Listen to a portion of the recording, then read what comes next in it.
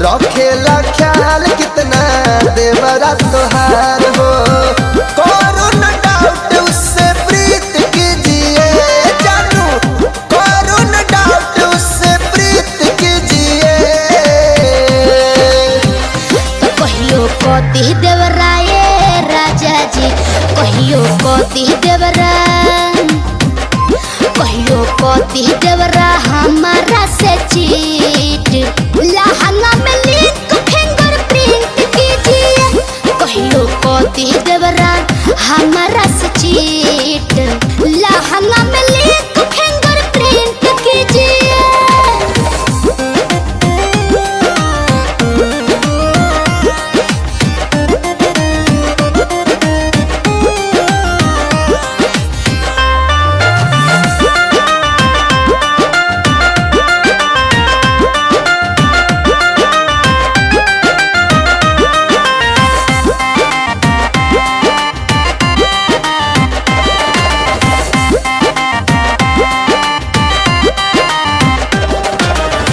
बात पिया मानो ना तो दीह जनी दोष हो। छोटे बाबे बात धनी कर जनी रोस हो। अच्छा ए जी, बात पिया मानो ना तो दीह जनी दोष हो। छोटे बाबे बात धनी कर जनी रोस हो। कके मीठी मीठी बात दिल जीत लीजिए, कके मीठी मीठी बात दिल जीत लीजिए। तो कहियो कति देवरा ये राजा जी, कहियो कति देवरा, कहियो कति देवरा हमारा से चीट। लहंगा में लिंक फिंगर प्रिंट कीजिए। कहियो कति देवरा हमारा से चीट। लहंगा में लिंक फिंगर प्रिंट कीजिए।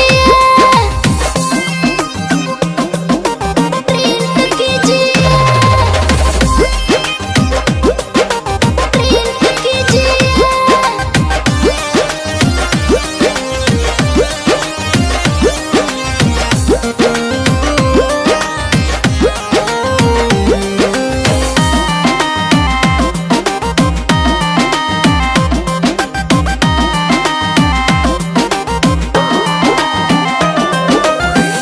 बेटू बेदर्दी पिंटू तोहरा ना बुझात बा।